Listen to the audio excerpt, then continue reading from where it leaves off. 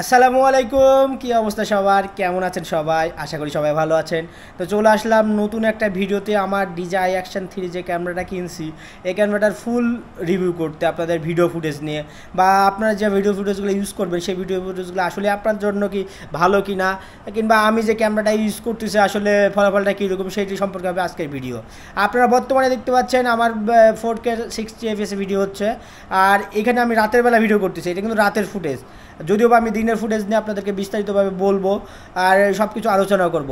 তো বেশি কথা না বলে চলুন শুরু করা যাক আজকের ভিডিও।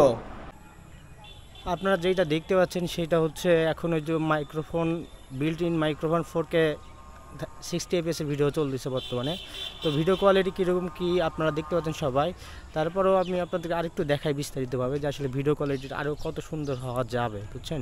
ভিডিও কোয়ালিটি নিয়ে কেউ কম্প্রোমাইজ কখনো করতে পারবে না, কারণ আশা করি যে ভিডিও কোয়ালিটিটা যথেষ্ট পরিমাণ ভালো। দেখেন মানে চারিদিকে যেটা আছে 60 fps, যেটা না হইলেই না, বুঝছেন, সেইটা সম্পূর্ণরূপে ভিডিও।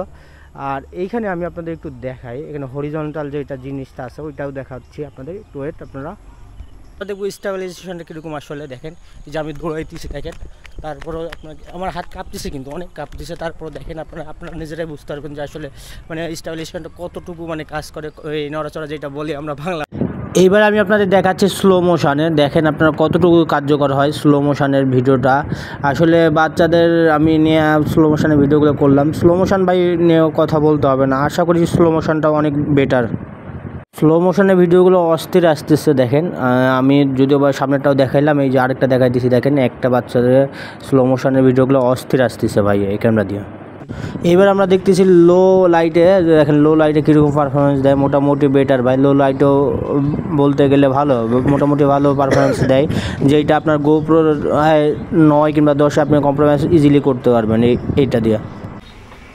মকসুদুল চাচার ভিডিও আছে, ভিডিও কি করবে না ইউটিউবে স্যার চাচা সুন্দর। অবশেষে বলবো যে আপনারা যদি ক্যামেরাটা কেনেন ইনশাল্লাহ ঠকবেন না, কারণ ভিডিও ফুটেজ আপনারা নিজেরাই দেখলেন, ব্লগিং করার জন্য এটা বেস্ট একটা হইতে পারে।